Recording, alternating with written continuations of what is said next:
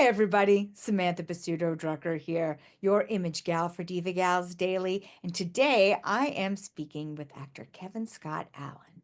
Thank you so much for joining me today. Oh, it's my pleasure. Thanks for having me. It looks so sunny and beautiful in LA. Yeah, we're very lucky. This is January in LA, but it's gorgeous out. Freezing cold here in New York and Um, snow. yeah.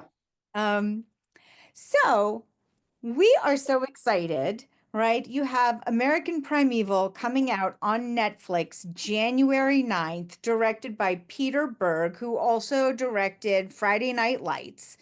And you have a juicy character, French Canadian badass named Louis, who rapes and kidnaps and plots to steal. And I want you to tell us all about it. Oh, it was a ball, first of all. We shot in New Mexico. We shot from March to June. So the weather was drastically different from March and June, but that's the time frame we had. It's a hideous human being, but like with every character I play who's hideous, in his mind, he's not hideous. So I create horrible mayhem and bedlam for the leads, Betty Gilpin, Taylor Kitsch. Now, you rape Betty Gilpin. Yes, I do. Bless her heart. I certainly do. Tell us a little bit about that because I know that what the audience sees, which is, scary and traumatic and violent, is very, very different than the clinical and choreographed safety net of the filming of something that when the audience sees it looks like a nightmare, but in reality, it's just pretend. Tell us about this rape scene of yours, Kevin. Well, I've done a number of them, and they are choreographed is a great word. It's an exotic dance. You choreograph where you're going to move for many reasons, not the least of which you want to make sure you don't bump into or block the camera. But it's choreographed so you know what hand goes where, at what point, at what time. And the beauty of that is within that choreography, the body memorizes what the limitations are, but your emotions can go crazy. So then the fear, the excitement, the dominating, all of that you're free to experience as an actor because everybody the other actress knows it's choreographed and no one's going to get hurt. And so you have a discussion previously with the actress about can I touch your shoulder, your arm, your thigh, etc. Yeah, exactly. I insist on that because and not only is out of respect of the other actor or actress, I'm protecting myself. I want to know what I can and cannot do. I don't want to have enough sudden slap come in the middle of it. So yes, everything is choreographed. Everything is done with permission. Everybody's comfortable, but there's a director, there's an intimacy coordinator. Everybody is there to make sure that nobody is put in a position of extreme discomfort. Now, Louis is French Canadian, Yeah. so I know that you are a master of accents, and I know that you have a long history of playing characters with interesting accents and physicalities, and you're really a master character actor. Can you please tell us or give us a little Quebecois? Tell us how you created Louis. Louis, when talking to reading the script, talking to all the people involved, I believe Louis was probably a criminal from France who came over in the 1850s. So And you his are French Canadian, you are French Swiss.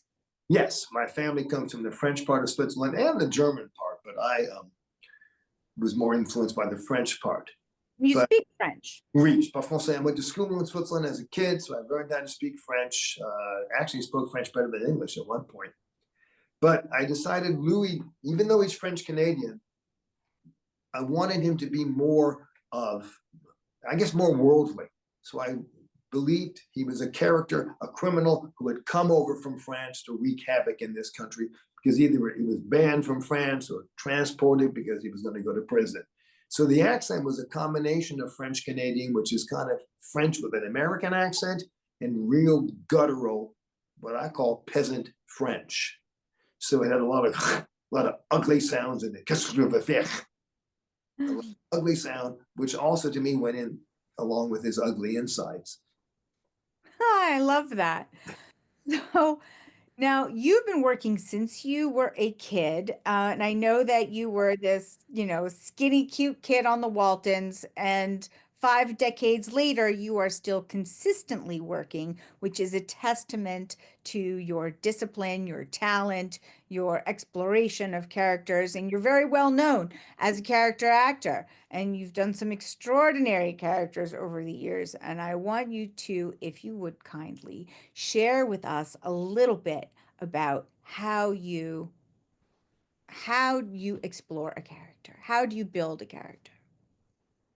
Because I play a lot of rough and tumble guys, people always think, oh, yeah, of course, you just go into the power.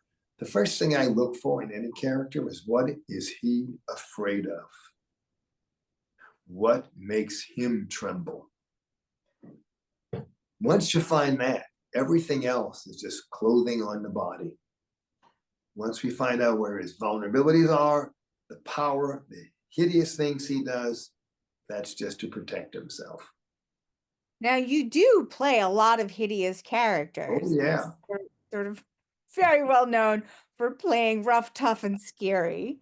Um, and which is different than the cute kid that you started out Oh, as. yeah. Um, Well, I looked cute and innocent when I was a child. I guess the older I got, the less innocent I looked. It's not that I went out and robbed a bank and slaughtered a family of four, but I remember a casting director said to me once when I went in to read, you know what? You just sitting there looking at me frightens me. well, Okay. you don't frighten me. Oh, good. I I and can I fix it. know that I am not the only one that has this opinion. Um, I think that, as we develop and age, we become more interesting as human beings. And I think that translates for actors, and you are no exception in that aspect. And I know that you have made a big career out of playing, very rough, tough, scary, mean characters. I would like you to tell us what are the characters that you would like to work on next? I love the idea of the villain because villain is usually the character with the most conflict inside himself. So I'm looking forward, and I've been doing more of this lately, the sophisticated villain. The person who on the outside looks wonderful, the person you either admire or want to be with, but is still evil on the inside. And again, that evil comes from fear. You can never play mean just for the sake of being mean. It's got Like a sophisticated, charming evil, like the man that could kill us with a caviar spoon? exactly the prince you don't suspect that's being the mass murderer in the downtown peasant area, the multi billionaire who you wouldn't suspect actually is the one who's doing the drive-by shootings in the ghetto. Yeah, the guy. The more sophisticated you can be, the more complex your evil can be. I love that. That's so hot. Yeah. Oh, Well, I'm glad. Hey, it is. I put it on my profile. And you've done so many things that are coming out soon, not only American Primeval, but please tell us what else we can see of you coming out soon and whatever you're allowed to share with us. Sure, there are several projects. I don't know how far they are in the process, but I know one that is coming out soon called Red Talons, which is a great tale about werewolf clans who are in battle with each other. And the guy I play is this immortal supernatural being who pretty much is in power over everybody, which is what attracted me to it.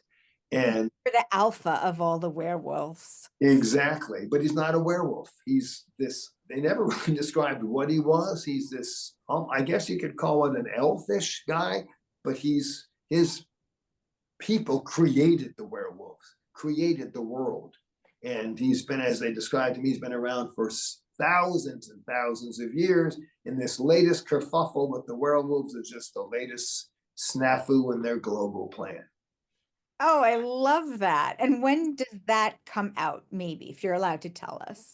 It's not that I'm not allowed. I believe it's coming out shortly. We're in January, so I believe their release date is either January or February. I know Salty TV is the production company, and they've been posting a lot of stuff on Instagram. So you can certainly go to Instagram and see great photos, great videos. The special effects are phenomenal. The fighting, they hire these incredible young guys who are masters at martial arts. Really exciting to watch. We'll make sure to check it out. Cool. I know that so you've done these productions, they're coming out soon. I can't wait to see American Primeval. And I know that you are morphing into a more sophisticated villain as the characters you are planning on playing. And I know that you've done an entire rainbow of different kinds of characters, and you are really a master of characters. And I want to know when you are not on set, what do you like to do for fun? Right. I know that sounds crazy, but I don't I don't go out and play a lot of games. I don't do video. I don't do all that. I like to create.